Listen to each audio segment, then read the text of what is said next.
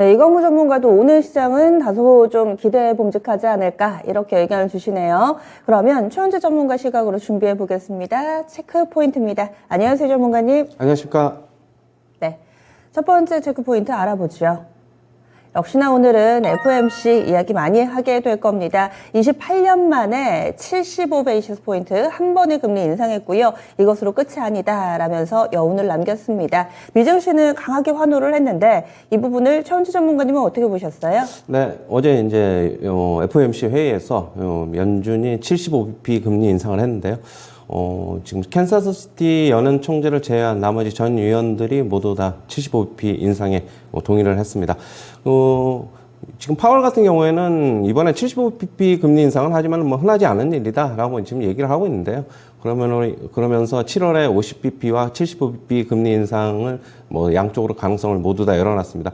75bp 금리 인상을 했지만은 결국에는 뭐 이게 뭐 이례적인 상황이기 때문에 앞으로도 계속적으로 뭐 75bp 금리 인상이 뭐 CPI가 급등하지 않는 이상은 이제 일단 좀 어떻게 보면 좀 비둘기파적인 발언을 하면서 미국 시장 상승으로 마감을 했는데요. 그러면서 이제 연말 기준금리는 위원들의 점도표를 보면은 한 3.4% 정도를 예상을 하고 있습니다. 파월 같은 경우에는 결국에는 인플레에 대응을 적극적으로 하겠다라는 의지를 표명을 하고 있는데요.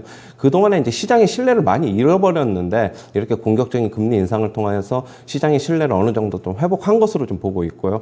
그 다음에 올해 성장률 같은 경우에는 올해 미국 경제 당초에는 2.8% GDP 성장률을 예상을 했는데 1.7%로 대폭적으로 하향 조정했습니다. OECD, IMF, 뭐 세계은행 전망치보다도 전부 다 낮게 좀 제시를 하고 있고요. 내년에도 1.7% 올해와 동일하게 예상을 하고 있습니다.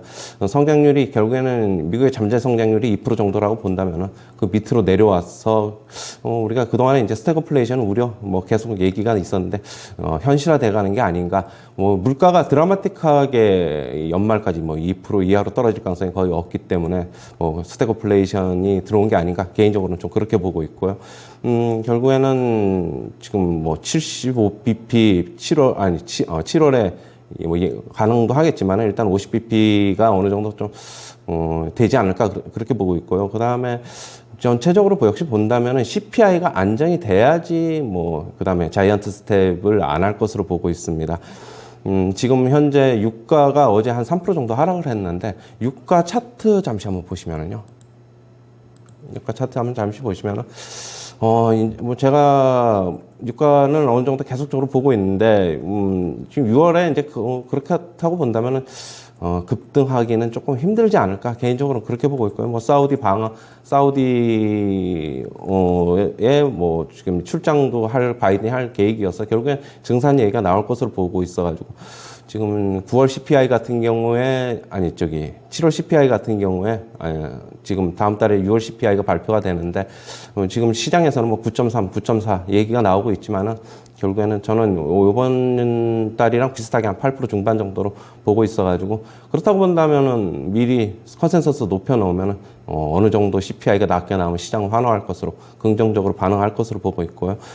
일단 이제 그렇다고 본다면은 뭐 국내로 좀 눈을 잠시 한번 돌려봐가지고 한국은행에서 과연 7월 달에 빅스텝을 밟을 것인가 계속 얘기가 나오고 있는데 오늘 아침 속보로 좀 하는 총재가 얘기했는데 뭐 전체적인 시장 상황 봐가면서 결정하겠다고 했지만은 가능성이 굉장히 좀 커 보입니다. 미국의 금리 상단이 지금 1.75%인데 우리나라도 1.75% 같아졌습니다. 그렇다고 본다면은 미국의 이번에 75bp 금리 인상을 안 했으면은 결국 7월 달에 하느니 25bp만 올려도 괜찮았지만은 결국에는 75bp 인상하면서 50bp 금리 인상 해야 될 것으로 보고 있고요. 그렇게 하지 않으면 결국에는 환율 시장 안정이 안 되고 수입 물가를 끌어올려 가지고 국내 인플레 압력은 더 높아질 것으로 보고 있습니다. 지금 어느 정도 국내 금리와 미국 금리 어느 정도 갭이 필요한데요. 지금 시장에서는 뭐 하는 총재 저번에 얘기했는데 지금 만약에 금리 역전차가 좀 나오더라도 뭐 외국인들의 큰 자본 유출은 없을 것이다라고 얘기는 하고 있지만 시장에서는 또 그렇게 안 받아들일 수도 있거든요. 좀 불안감을 증폭시키지 않기 위해서는 어느 정도 좀 뭐 미리 좀 뭐 인상을 해놓고 나중에 안 하더라도 아니면 뭐 소폭 인상을 하더라도 그런 스탠스가 좀 개인적으로 좀 필요할 것이다. 그렇게 보고 있습니다. 오늘 국내 시장 같은 경우에도 뭐 어느 정도 반등할 것으로 보고 있고요. 일단 시작은 뭐 한 거의 1% 정도 가까이 코스피 지수 상승하면서 시작할 것으로 보고 있는데 일단 미국 시장 같은 경우에도 뭐 지금 이게 단기적인 반등이지 계속적인 어느 정도 저점을 잡아나가려면 조금 시간이 더 필요해 보이기는 합니다.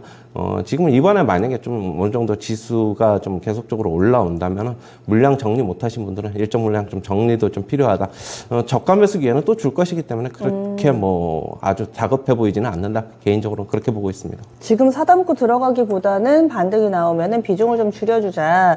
그 이야기인즉슨 확실하게 좀 바닥을 다지고 추세 상승을 돌려놓는 그런 흐름까지는 기대하지 않고 있습니다.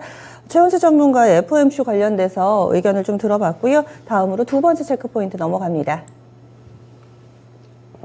석유화학 섹터의 업황 개선 조짐이 나타나고 있다.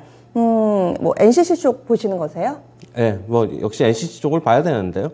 지금 그동안에 뭐 계속적인 고유가로 인해서 나프타 가격이 상승하면서 스프레드, 즉 마진이 최악입니다. 그렇다고 본다면은 그래서 이제 석유화학 관련 주식들이 굉장히 안 좋았는데 지금 업황이 좀 개선될 조짐이 좀 보이고 있습니다. 지금 유가가 생각보다는 그렇게 아까 차트 보셨지만은 좀 강하지가 않지요. 최하는 뭐 개인적으로도 한 130달러 근처까지는 한번 테스트를 해보지 않을까라고 했는데 120달러 상단이 조금 어떻게 보면은 좀 저항이 좀 만만치가 않습니다. 그렇게 본다면 좀 유가 같은 경우 좀 안정을 취할 가능성도 있고요.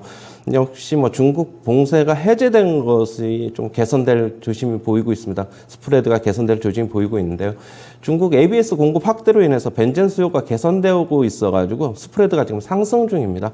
마진 악화 역시 계속 가장 큰 원인이 고유가하고 그다음에 중국 봉쇄 락다운인데요. 최근에 이제 해제가 됨으로 인해서 주요 제품 수요가 늘고 있어가지고 지금 마진이 지금 개선되고 있습니다. 그렇다고 본다면 NCC 관련 업체들 그동안에 뭐 기나긴 횡보 하락 계속 이어지고 있는데 일정 부분 조금 이제 반등을 시도하지 않을까 그렇게 보고 있고요. 지금 어떻게 보면 밴드 하단에 와 있어가지고 매수하기에도 그다지 그렇게 크게 부담스럽지도 않은 형국입니다.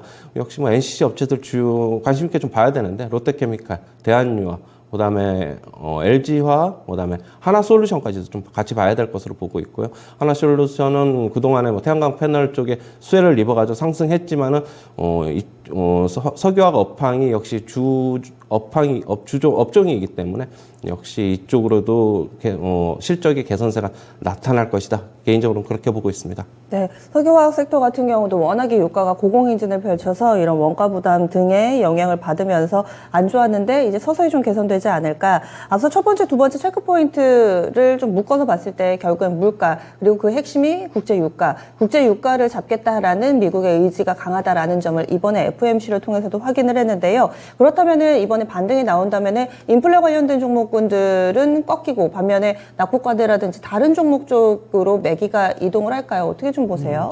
지금 어제 이제 제가 거의 다 뭐 전 종목을 한번 봤는데 거의 다 다 이제 뭐 역배열 엄청나게 이격이 다 크게 벌어져 있어가지고 저는 그렇게 안 보고요. 뭐 반등이 일어나면 다 전부 다 이제 같이 반등이 나올 것이다라고 보고 있습니다. 뭐 기술주든 뭐 전부 다 이제 뭐 같이 반등이 나올 것이라고 보고 있는데 석유화학 업황을 제가 오늘 업종을 들고 나온 거는 결국에는 그 동안에 이제 너무 못 갔다가 다른 업종 같은 경우는 올라갔다가 다 내려왔지만은 이제 그 동안에 횡보 하고 있었기 때문에 이제 일정 부분 이제 반등이 나오고 어느 정도 상승이 나올 것이다라고 지금 보고 있어가지고 전체적인 매수는 같이 이제 고르게 이제 퍼질 것으로 보고 있어요. 뭐 주도 업종이 나타나기에는 반등의 강도가 그다지 셀 것으로 보고 있지는 않아가지고 일단 뭐 순환매 차원에서 조금 염두에 두자 이렇게 정리해드리겠습니다. 네, 알겠습니다.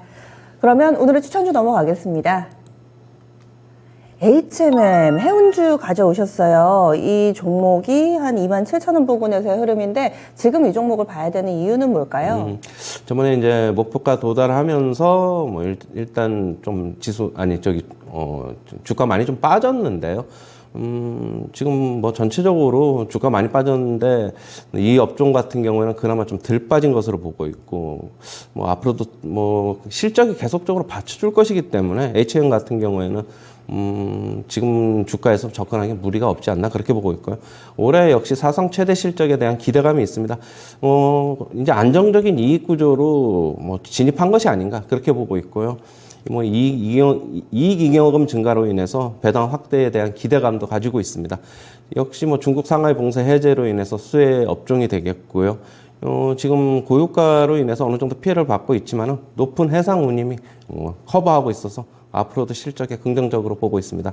매수가는 시초가서부터 접근하시고요. 목표가는 32,000원, 손절가는 23,300원 제시하도록 하겠습니다. 네, 이 종목 5월 달에도 추천해 주셔가지고 한 3주 만에 목표가에 도달한 적이 있습니다. 당시에는 29,000원에 사서 34,000원에 매도하는 전략인데 밴드 자체는 조금은 내려갔지만 지금 접근 가능하다라는 시각으로 얘기해 주시네요. 그래서 목표가 32,000원, 손절 라인은 23,300원 설정됐습니다. 지금까지 체크포인트 그리고 추천 종목 소개해 드렸습니다.